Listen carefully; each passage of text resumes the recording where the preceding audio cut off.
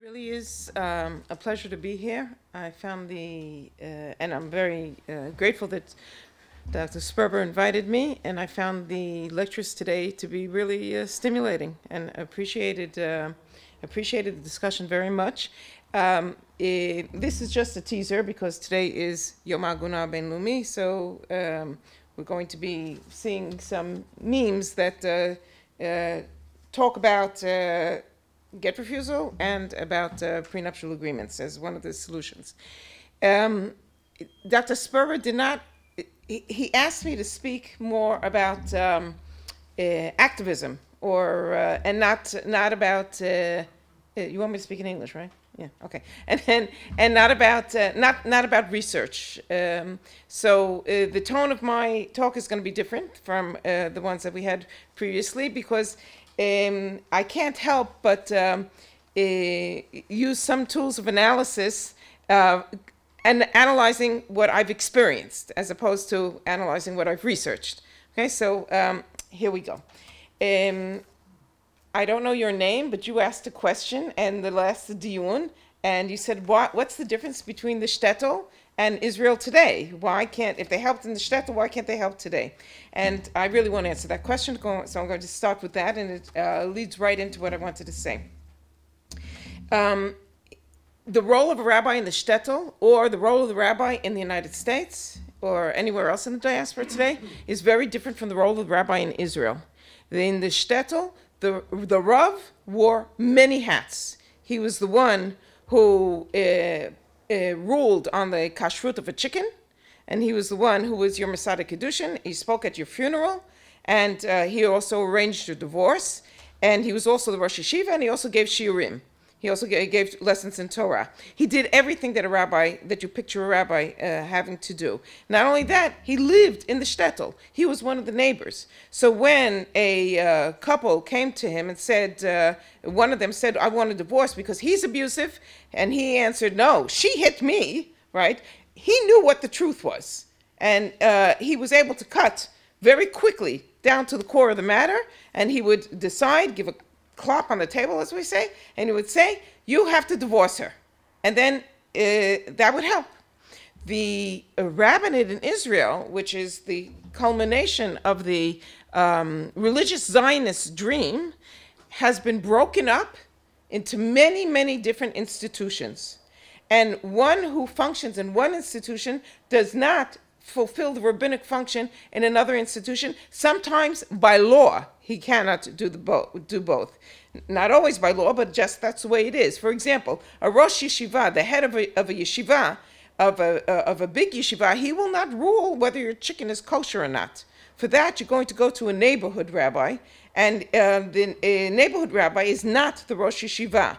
What's most relevant for our purposes is that the rabbi that marries you, for example, that's your Masada Kedushin, is most likely either your community rabbi or the rabbi who taught you in yeshiva, but is not the dayan, the rabbi that sees to your divorce. In fact, the dayan, the rabbinical court judge, who fulfills the job of deciding, adjudicating who's right and who's wrong and how should this case be handled, he's not a Rosh Yeshiva, and he's not allowed to serve as a community rabbi. He can't get a salary from any other rabbinical position or from any other position. He has to be solely a rabbinical court judge, and it has transferred the whole issue of divorce from a shtetl rabbinate to an official court of law. And in an official court of law, just like when you go to civil court in a dispute between neighbors, the judge who's sitting there is not allowed to show a preference. Is not allowed to talk to one of the couple or one of the litigants without the other litigant being present. There's a whole booklet of takanot, of rules and regulations of court procedure, and they don't know the people. And since they don't know the people, they don't necessarily know who's lying and who's telling the truth. A wife makes a claim, and he says she's lying. He makes a claim, and she says he's lying. So it's very, they have to act like they are judges in order to reach the truth, and that's one of the reasons we don't feel the compassion or the because they're acting as stern judges. Let's put it this way, and they don't really know who speaks the truth. It's not an excuse; it's just a fact. So I want to point out the difference, even though it's a court of law, the difference between the courts in law. I'm a little bit digressing to Rabbi Stern's area, but we're all influenced by Western thought and by the TV shows that we watch. So in a court of law in any other democratic state aside from Israel, the judge in the family court is the long arm of the government. He represents the government, and it's the judge that has the power to change the personal status of the two people in front of him, whether one of them wants it or doesn't want it. In other words, he says, I hereby decree that you are divorced, and he's outside party to the couple. I decree that you are divorced, meaning you were married a minute ago, and from this point on, because of my decree, the judge's decree, you are now remarriageable. That doesn't happen in a rabbinical court of law. In a rabbinic court of law, they can decide, the rabbis, that you must give a get. But through the vehicle of divorce, they cannot change your personal status. It has to be the husband and the wife in agreement. Just like they agree to get married, they have to agree to divorce, according to present-day halacha, which leads us to the conclusion that as opposed to any other court of law in Israel or outside of Israel, if you go to traffic court or if you go to a civil court, a dispute between neighbors, or criminal court, when the judge issues a ruling, his ruling changes reality. This is very important what I'm saying. His ruling changes reality. If he says Reuven owes Shimon 10,000 shekel, the Office of Implementing Rulings will take 10,000 shekel from Reuven's bank account and put it in Shimon's bank account if Shimon doesn't do it on his own. If he says you robbed a bank, you have to be incarcerated for 5 years, his reality is changed, the litigant's reality is changed, and he's carted off to jail. He's there for 5 years. When a rabbinical court rules, you must have a divorce here, whatever language they use, there must be a divorce here. If this can't go on, nothing changed. No reality has changed, because the husband, generally it's the husband, sometimes it's the wife, but generally it's the husband, his power is much greater than the power of the judge. And even the husbands that don't know anything about Jewish law, once they step foot in the Beit Din, they understand that. And they realize it just from the way the Beit Din asks them questions and speaks to them. And the husband realizes that not only does he have more power than his wife, he has power over the Beit Din, because their rulings don't change reality. You'll say to me, well, but they can levy sanctions. Right, so they'll levy sanctions. So if they levy the sanction of taking away his driver's license, what's an Israeli going to do? He's going to drive without his license, right? I mean, duh.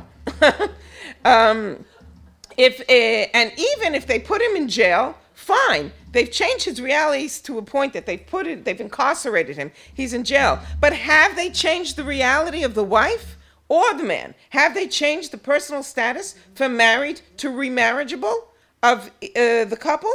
No, because the halacha doesn't allow them to do it through the vehicle of divorce. The couple has to do it themselves, which leads to, because we need the will of the husband, right? And the acceptance of the wife, which leads to a policy of appeasement.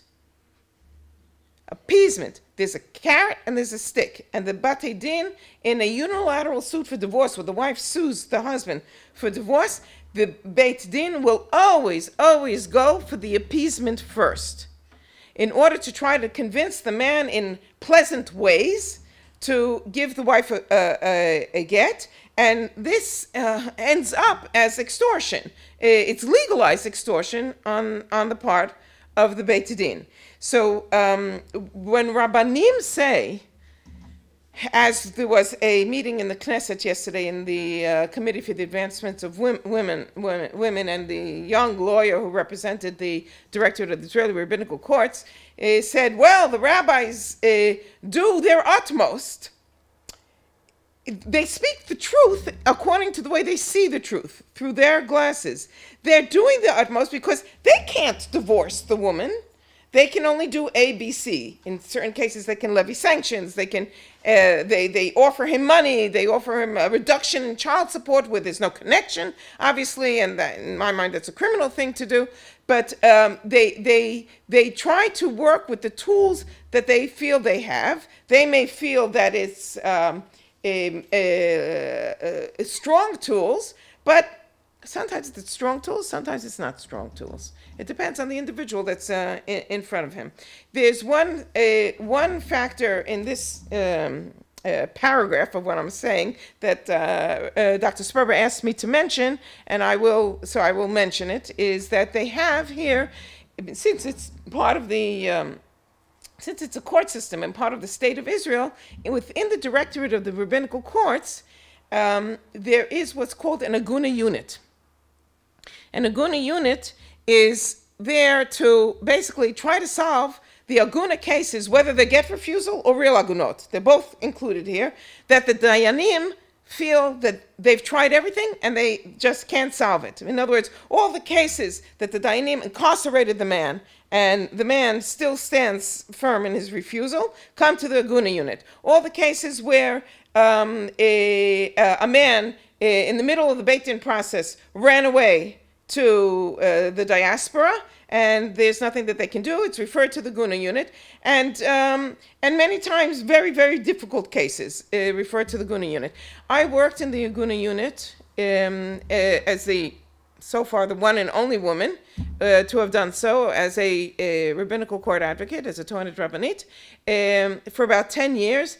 And my friends have told me time and again I must write a book because the stories are crazy. They're really strange, and I don't think I have enough time to tell you a story. If at the end I have enough time, then I'll tell you a story. I will have to pick one, but I'll tell you a story. So when they say that they try to do everything, they try to do everything in their limited way of looking at things, that they're doing everything. They even move it to the Agunot Unit, which costs Medinat Yisrael money. Right? Even to the case that the Israeli taxpayer does take part in this extortion process, by virtue of that there are cases where the man is convinced finally to give a get, but they all condition it, even if they're mentally unstable, even if they're schizophrenic or they've been examined and they have some sort of problem of mental illness, they all say, I want Bituach Leumi to forgive the debt, the Bituach Leumi, National Insurance Institute, that has been paying his child support instead of him for years, and the debts are always hundreds of thousands of shekalim.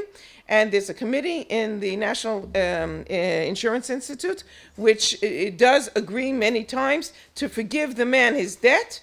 It's not the woman that loses the money, it's the state that loses the money. You and I lose the money in order to save this woman. So they are, on a individual basis, trying to do whatever they can within their means. Okay, now, several of the talks here today have indicated something that I want to point out. Again, we say, look, what they did in the past, they tried to help these women, and Rabbi Yitzchak Elchanan Spector said Trey Rubey, and et cetera, et cetera. Rabbis think differently. They're trained in their training when they become rabbis, not even consciously. It's not a conscious method of education. But because while studying rabbinic literature, the way you become a rabbi is by knowing all of it by heart, let's say, right? You understand it from the Mishnah, through the Talmud, through the early day decisors, through the Shulchan Aruch, through the latter day decisors, right? So rabbis were trained to think in a way that's different than our Western mode of thought. rabbis are not trained to think globally, and they're not trained to think preventatively. In other words, all of the shutim are a question that arose of a tragic circumstance or a fight between neighbors, or I don't know, something happened on Shabbat, whatever the field the question deals with. It's something that happened, and now I put my dairy spoon in my meat pot, right, in the chicken soup. So what am I supposed to do with this? So and an Aguna situation has arisen, and he then deals with that given situation. And even when he has a progressive ruling, and this is true for the rabbinical courts today, it is not like in a civil court where it is a takdim, a precedent. It's not a precedent-setting ruling. It's an individual ruling. And they're trained to think individually, individual cases. You heard it from Moshe, who said afterwards in the question and the discussion period, he said something very interesting, and he said it to me earlier. He said, I don't think you can have a systemic solution because every case is different. So, yeah. So, so when we come as people of the 20th and 21st century, we say we want a global solution. We want a preventative solution. We're not talking the same language. Okay, we're not talking the same language. There have been exceptions to the rule out of necessity. In Morocco, in the 50s, the Moetzet Rabbanut of Morocco, in Takanot Meknez, they came up with the first prenuptial agreement. Why did they come up with the first prenuptial agreement? Because they were sitting in the diaspora, and they felt all of a sudden in Morocco, civil divorce was instituted. It came. And then they saw that the young Jewish men who wanted to divorce their wives would go through a civil divorce and then go away, right? They didn't bother giving their young wives a Jewish get. So they, in fact, instituted the first type of prenuptial agreement. And then it wasn't the first. There was one much earlier. It doesn't matter. But as a group, as a rabbinate, they instituted the first prenuptial agreement. Then years later came the rabbis in the United States, the rabbis that are now affiliated with the Beth Din of America, and they were in the RCA, the Rabbinical Council of America. They felt the same problem so intensely. They said we have to have a prenuptial agreement. Now, a prenuptial agreement is simultaneously both global and preventative. And just to explain what I'm talking about, I gave this example earlier today to Rabbi Stern. I remember when I was a child that dentists, you went to the dentist when you had a toothache. And the dentists were being told, fluoride just came in, and dentists were being told, you have to educate your patients to brush well twice a day and to use fluoride and to do ABCD. And the reply of the dentist was, if I tell them to do that, I won't have any more clients. I won't have any more patients. So there was resistance on the part of the dentists to do that. And we all know that we still give them plenty of business today. But they all educate us in a preventative manner to prevent cavities, right? The rabbis, as was demonstrated in Morocco and as was demonstrated in New York, right, were educated by force of circumstances on them to understand that they have to offer a preventative solution and a global solution. And the Dayanim in Israel aren't near there.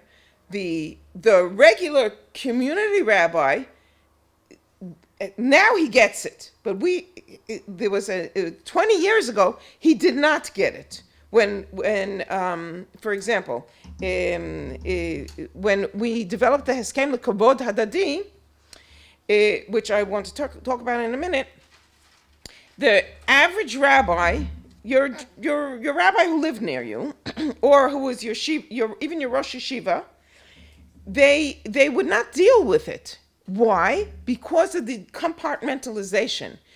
when someone would go to a moetzat datit, a religious council, to register for marriage and say, I want a prenuptial agreement, meaning prenuptial, pre-marriage agreement, the rabbi there would answer, oh no, that talks about divorce. He would answer this. This is not my department. You go to the Beit Din for that. In other words, divorce is the Beit Din's department. It's not my department. Aside from the inherent hesitancy to talk about divorce at the time of romance, etc., they were all under this bubble. They were all included in this bubble. Various people and organizations have, gone through educational processes and to teach the rabbis to use prenuptial agreements. Something that seems so obvious to us is against their nature. It's simply against their nature, and they have to undergo an educational process. The most effective educational process for a community rabbi to all of a sudden realize that he should be using prenuptial agreements is when he has an Agunot in his own community.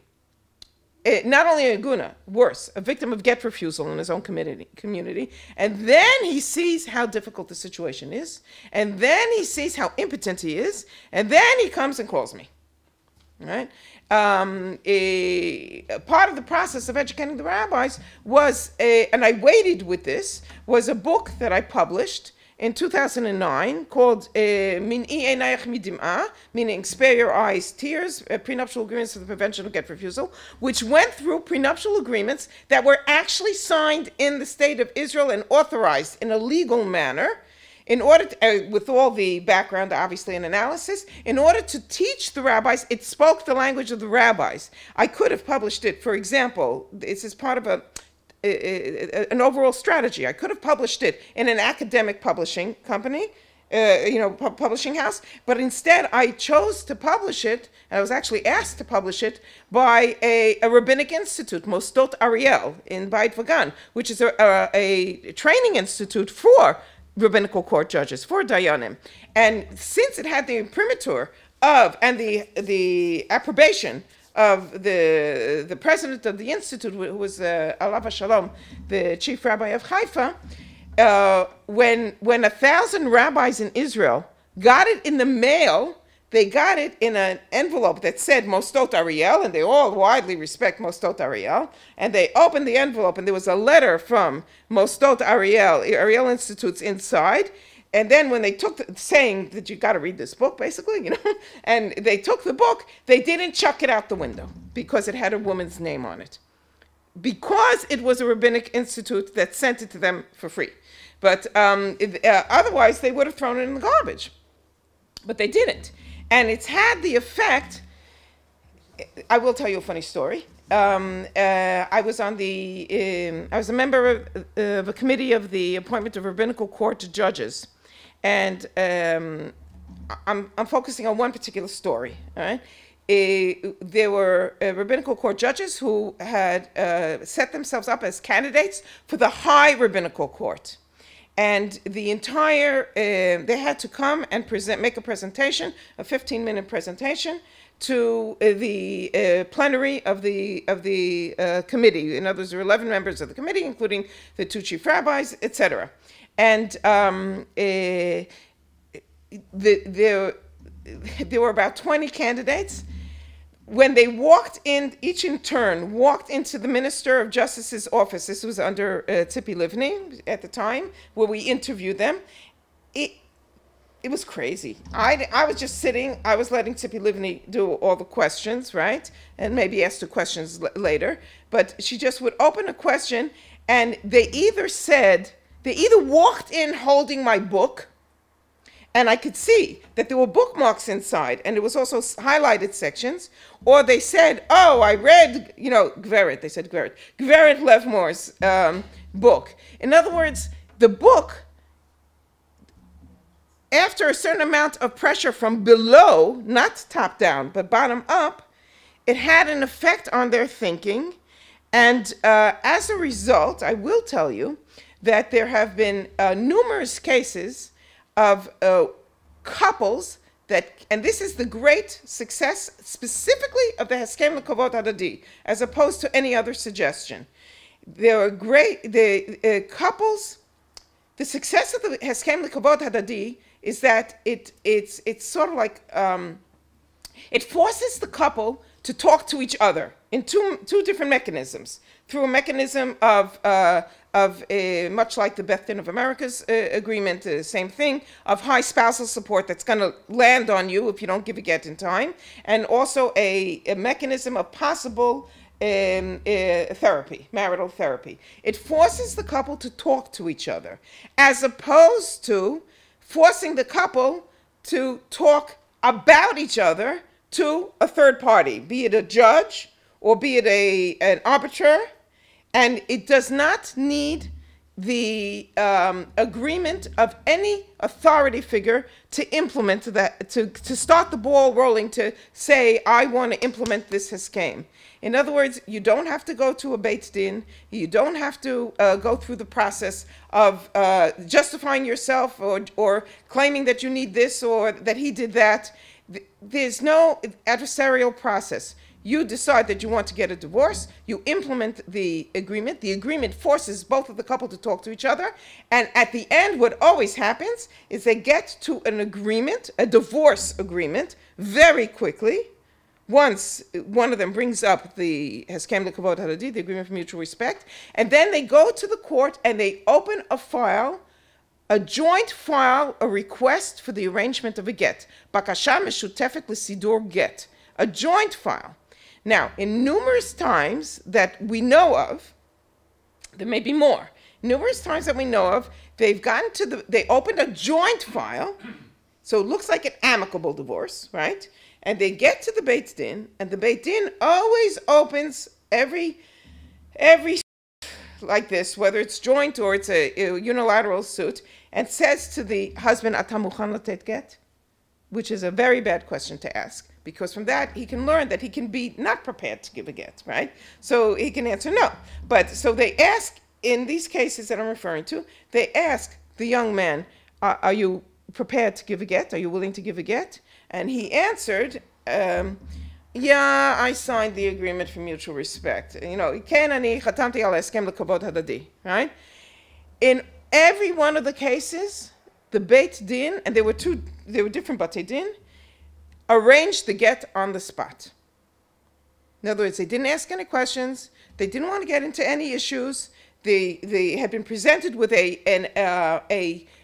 request to arrange the get, and they arranged the get, even though they heard that the man was giving the get because he had signed the Heskem L'Kavod Hadadi. What they saw was a window of opportunity in a man that they knew had great potential to be a recalcitrant husband, and they said, he has ratzon now, then let's not muff this, right? Let's arrange the get right now.